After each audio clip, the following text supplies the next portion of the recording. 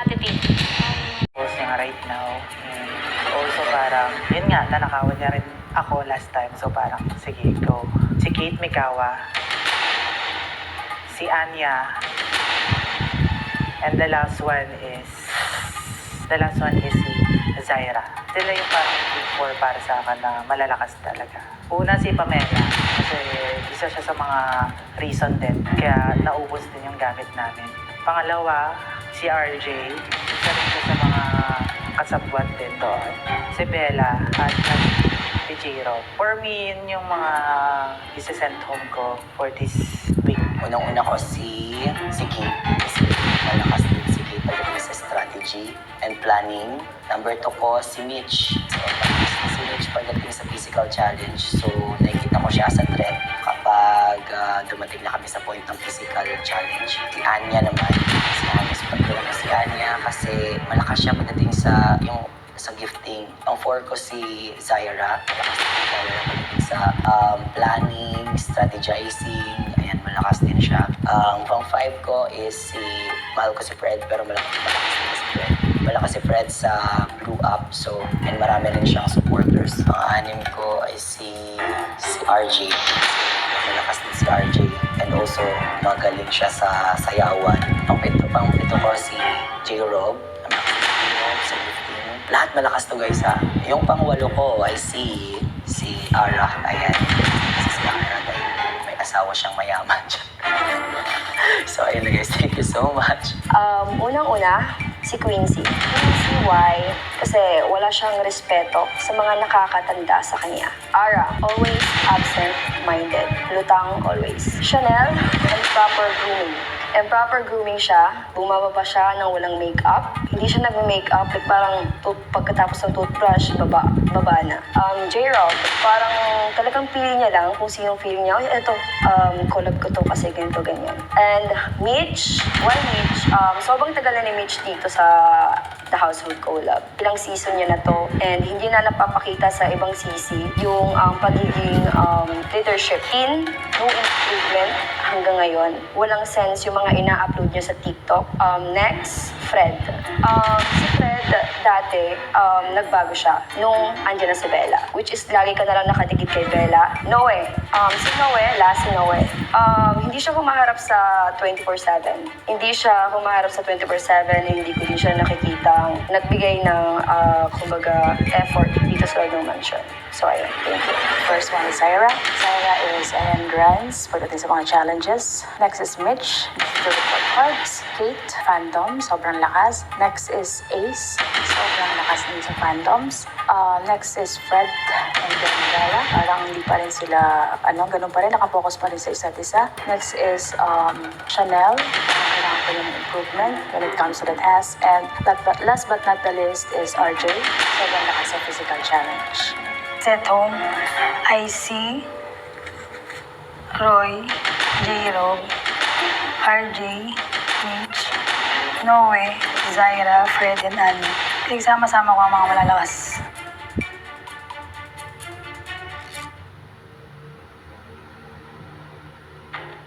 Ang desisyon ng bawat content creator kung sino ang vote sent home nila. Ayan, kaya naman, don't forget follow our social media accounts, subscribe The House of Collab sa YouTube, TikTok, Talk.live, every 9 a.m. hanggang 12 midnight, Talk.daily, Talk 24/7 for live votings tuwing Monday. Yes, shoutout po natin lahat ng mga viewers natin. We have 600 viewers. At meron din kaming front row live selling tuwing Tuesday, Thursday at Saturday. Kapit lang kayo kasi babalik kami. Pagbalik namin, malalaman natin ang mga opinyon ng mga nasa bottom list ngayon tungkol sa kanilang mga reason at kung bakit sa tingin nila napasama sila sa listahan. Huwag kayong bibitiw. Babalik pa ang third Sent Home Night Live.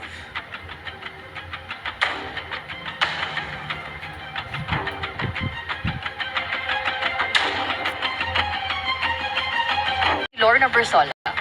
Matanong kita, Nika. As a attorney na ilang beses ka nang nalagay sa bottom at muntik na mapaalis sa mansyon, ano ang nararamdaman mo every time na nasa bottom ka? Alam mo, kahit alam Kung namang sobrang dami kong supporters sa labas, hindi ko pa rin maiwasan ma-down pa minsan. And syempre, nagiging lesson siya sa akin para mag-improve pa.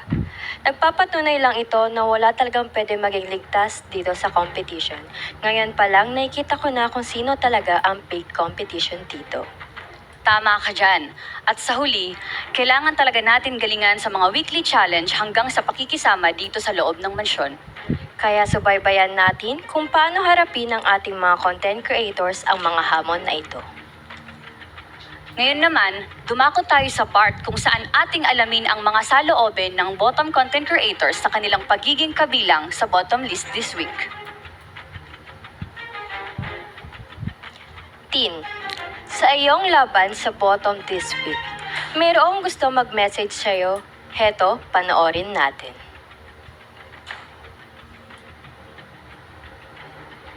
Hi, Tin.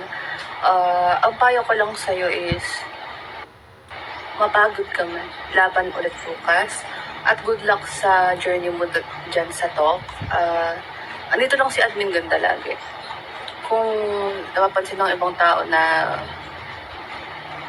parang baduy yung mga pananamit mo, para sa akin, the best ka. Pananamit mo. Good luck kang dyan. Ayan.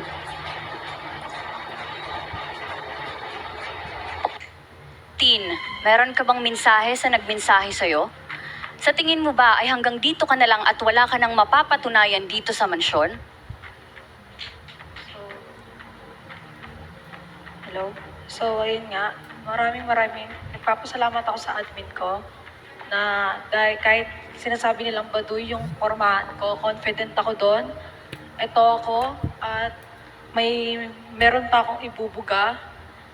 Pero sa skills naman sa editing, nagpa-practice na ako.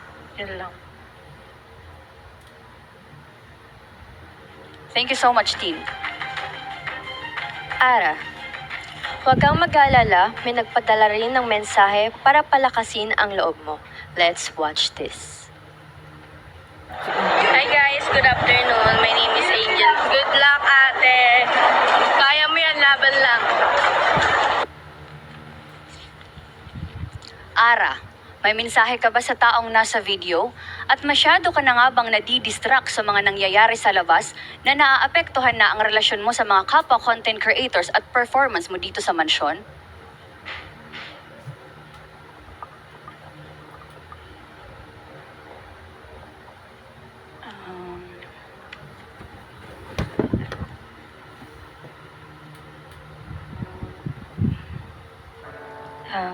Masasabi ko lang is, bibigay ko pa po yung makakaya ko. Ganun, nag-a-adjust na rin talaga ako. Pero, ayun nga, alam ko naman yung mga napapansin niya sa akin. Babaguhin ko rin yun para mapakita ko rin sa inyo na magiging okay din ako. Ayun. Thank you so much, Ara. Para naman sa'yo, Mitch, may mensahe rin kami inihanda mula sa taong malapit sa'yo. Let's watch this.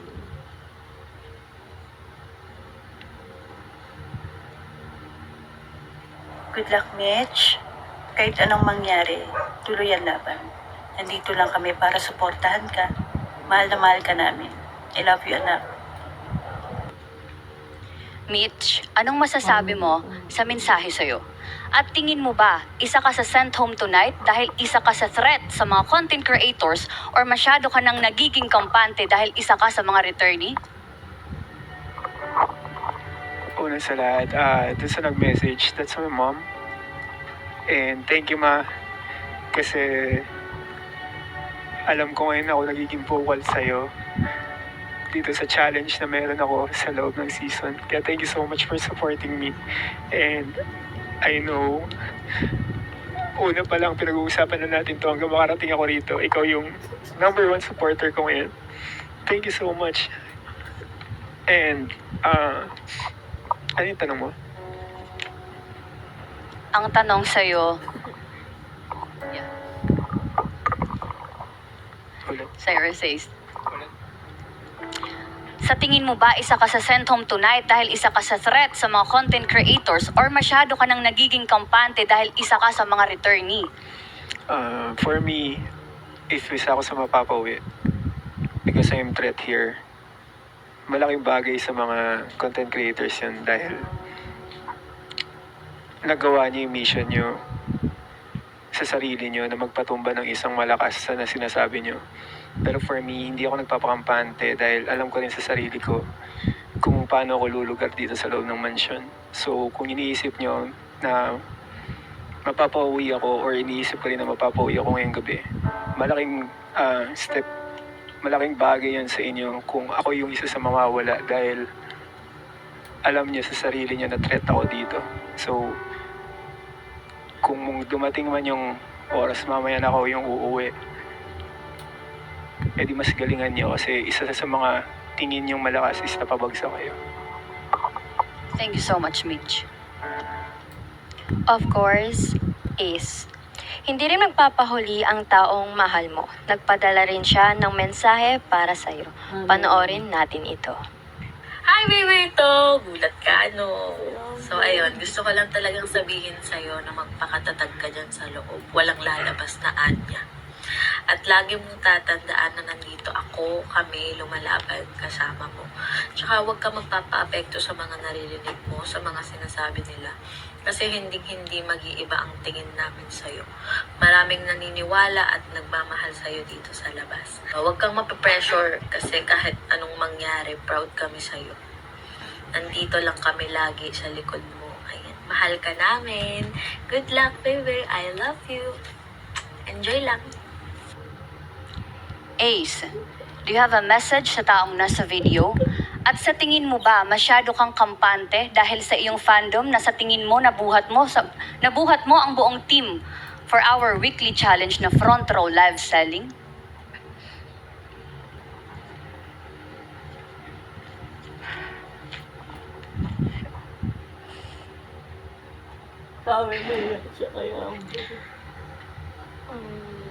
Hindi ako nag-expect sa nag-message actually because I was like expecting my sister.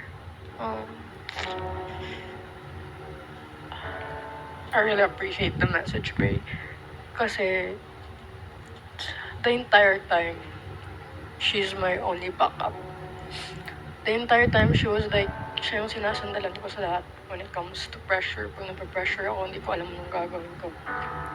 She leads me sa path na kailangan kong gawin. She always taught me kung anong dapat kong gawin. And ayun, thank you so much for not getting tired of me. Sa pag lead sa akin sa isang bagay kung ano dapat yung gawin ko. Thank you for always being there. And sa mga naniwala sa akin. And yung sa sinasabi mo, kampante? Am I right? Kampante ako and sa dahil nabuhat ko yung teammate ko. For me, to be honest, I'm disappointed with myself as a leader. Kasi sabi ko,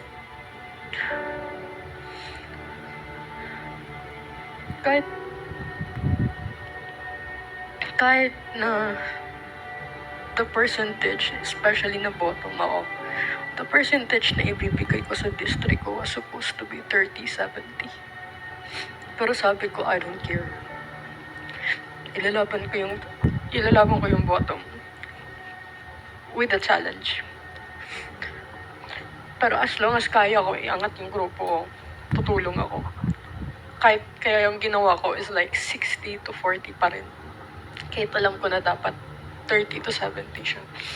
I am kinda disappointed na leader ako, pero nakita ko yung result was like mostly grupo ko yung naiwan dito sa field trip.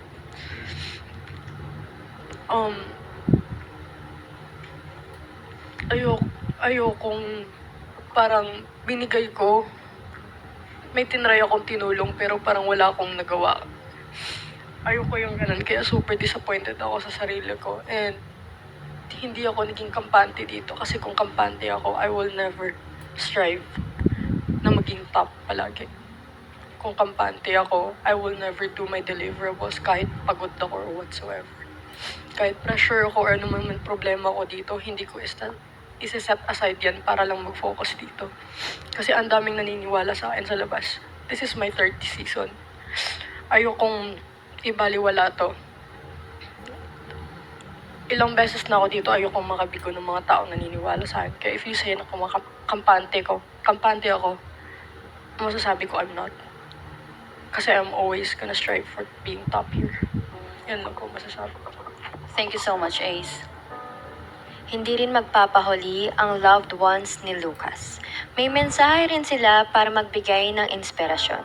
Let's watch this. Hay anak, pakabait ka dyan, kumusta ka dyan, kung ano man ang mangyari dyan. Tandaan mo na nandito lang kami ng iyong mga kapatid, tatay mo, ako, at mga iba pang mga supporter mo. Magpakabait ka dyan at gawin mo ang lahat ng iyong magagawa. At kung ano man ang mangyari, magpasalamat ka sa Panginoon. Lucas, may masasabi ka ba sa nag-message sa'yo? At tanong namin sa'yo, naiinis na nga ba ang mga Kopo content creators dahil napakadami mong comment sa kanila na wala namang sense? First of all, I love you, Nanay. I miss you. Miss ko na talaga yung nanay. Siya lang lagi nagpapalakas ng loob ko. Kaya, Nay, kapit lang. I'm sorry, guys. Sa mga supporters ko na hindi ako iniiwan, sa family ko, sa admins ko and everything. Thank you. Ayan, ang masasabi ko lang sa lahat ng mga tao dito, ng mga sisi ko, kapwa ko sisi na, mga naiinis na sa akin, kung sakali man na may mga nasasabi ako hindi maganda. I just want to be true to you guys. And if you can take it, you can just tell me. Kasi hindi naman ako magagalit sa inyo. Lalaban lang talaga ako. Lumalaban lang talaga ako. Tao na umaasa sa akin, tumutulong sa akin at naniniwala sa kakayahan ko. That's why I just want to be honest. And ayoko kayong lukuhin. Ayoko lukuhin ng sarili ko kung ano yung nakikita kong tama for me. And yun ang gagawin ko, yun ang sasabihin ko. And I understand if yun yung nakikita niyo sa akin, which is if para sa inyo true, then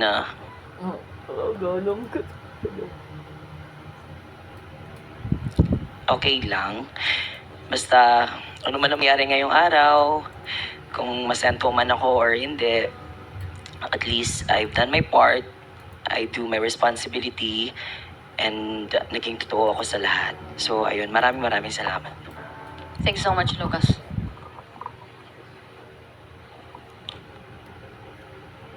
Zaira, para sa'yo naman, may mensahe rin kaming inihanda para lumakas ang loob mo. Let's watch.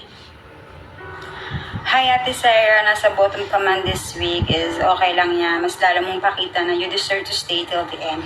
At nandito lang kami lagi ng family mo na palaging nakasupport sa'yo at mahal na mahal ka namin. Alam mo na. Kaya laban lang till the end. Diyan, nandito lang kami. Love, love. Zaira, ano naman ang nararamdaman mo after mo mapanood ang video? At tanong naman ng karamihan, masyado ka nga bang bossy at hindi marunong makisama sa mga bagong content creators?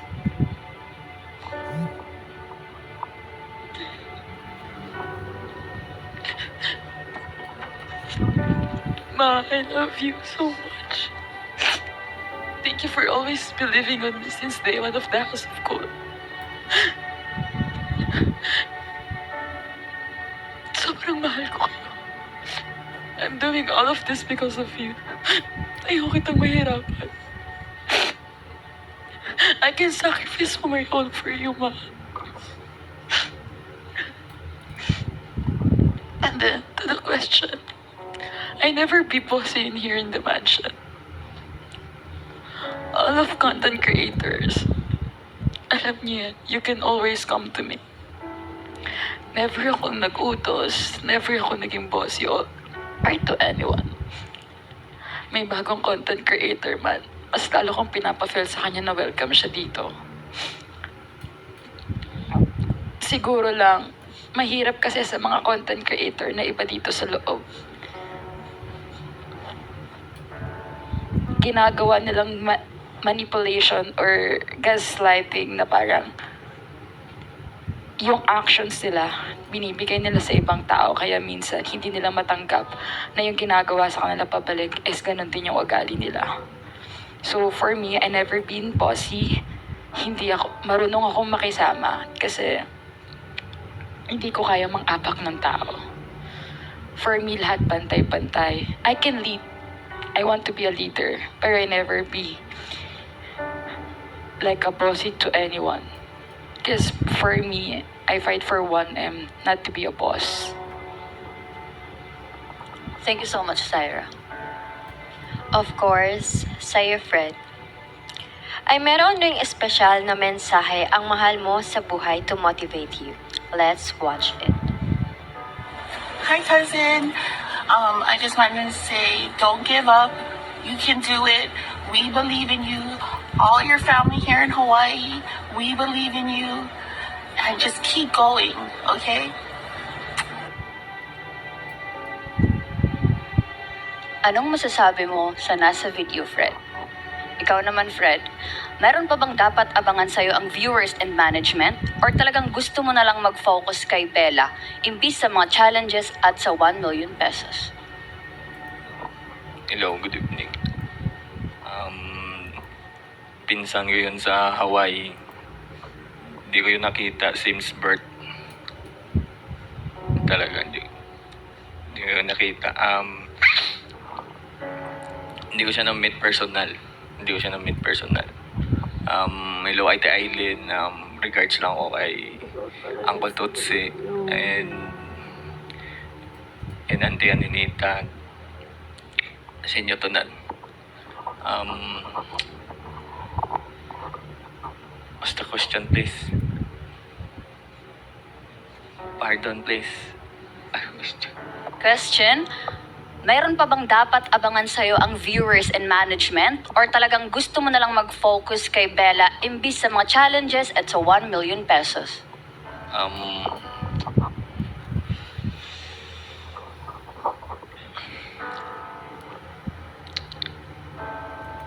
Kasi nakapokus naman ako sa mga challenge at saka sa mga task ko, sa responsibility ko dito. Baka kasi nakataon lang minsan kung wala na akong magawa, yan, kasama ko si Bella.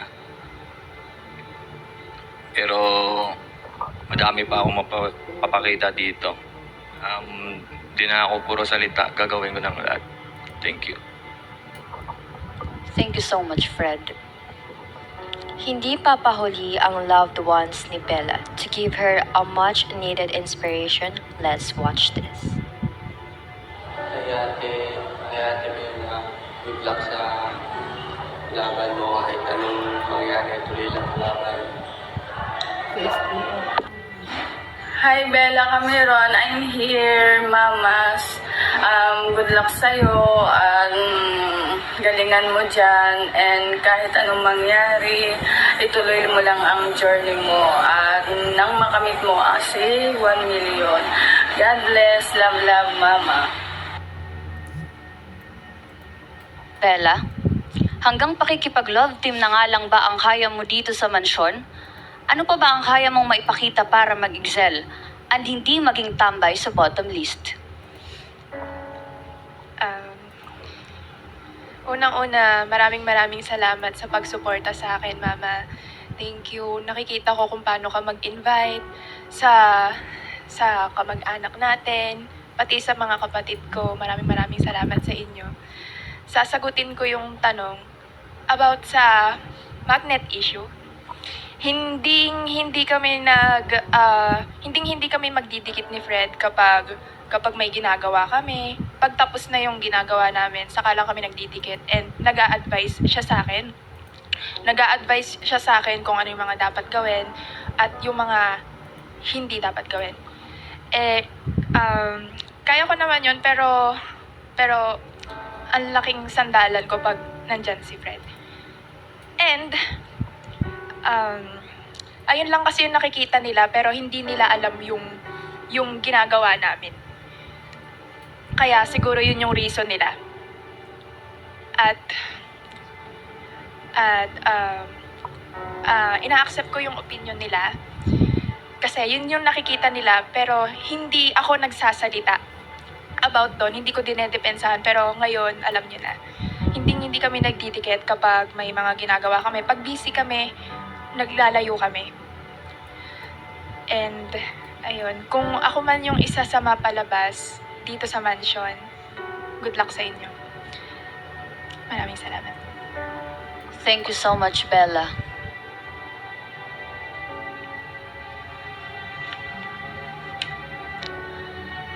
Sa'yo naman, Roy. May nakahanda rin kaming special na tao na nag-iwan ng mensahe para palakasin ang kalooban mo. Hi, Ron. Enjoy for everything in the House of Kulab. We love you. I'm so proud of you. And si ate, miss na miss ko na kayo and thank you sa pag-support since day one. Alam kong wala akong supporters and kayo lang yun nandyan para sa akin. Sa mga challenges dito, sobrang thankful ako sa inyo. Lalong-lalo din ngayon, nagka-Roy Nation na tayo. And thank you sa The House of Collab, sa management also.